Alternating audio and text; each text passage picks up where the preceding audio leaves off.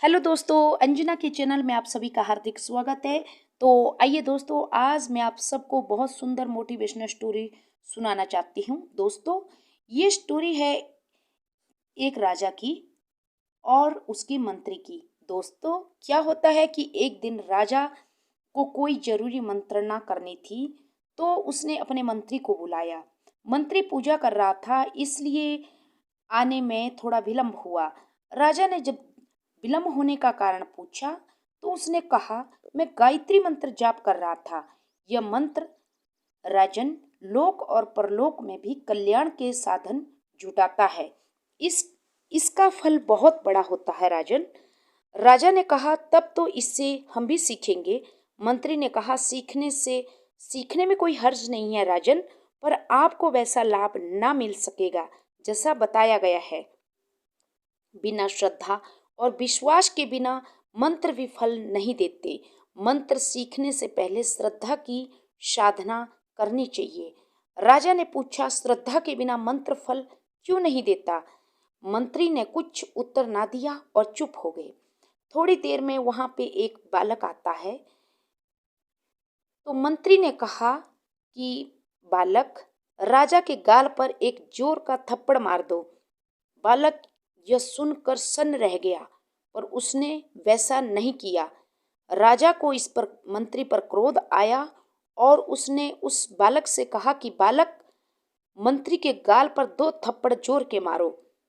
इस पर लड़के ने तुरंत मंत्री के गाल पर 2 थप्पड़ जड़ दिए। मंत्री ने बड़ी विनम्रता पूर्वक कहा कि हे राजन, यही आपके प्रश्न का उत्तर है। लड़के ने मेरा कहना नहीं माना, क्योंकि इसने आपको वैसी आज्ञा के योग्य और मुझे अयोग्य माना। मंत्रों की भी यही बात है। वे श्रद्धावान व सत्पात्र की ही इच्छा पूरी करते हैं, नहीं तो आप दिन रात चाहे कितनी भी पूजा कर लो। दोस्तों,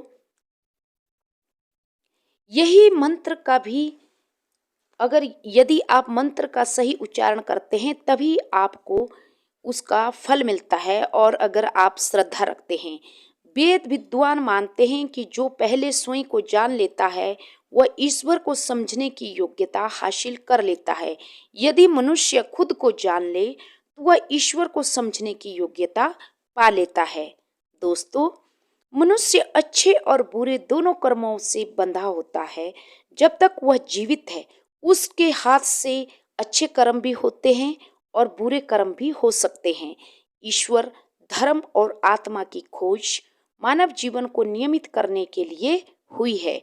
इसके पीछे मनुष्य को सदिच्छा छिपी हुई है, इसलिए मनुष्य को निस्वार्थ जीवन जीना चाहिए। तभी हम इस लोक में और परलोक में परमात्मा को पा सकेंगे, किसी प्राणी से नहीं।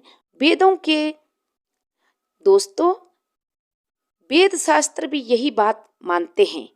मानव शरीर में पाए जाने वाले जो भी सामान्यतः हमारी आत्मा का हमें जो संबंध केवल मनुष्यता से बताया जाता है, किसी प्राणी से नहीं। तो ये थी दोस्तों मेरी छोटी सी स्टोरी।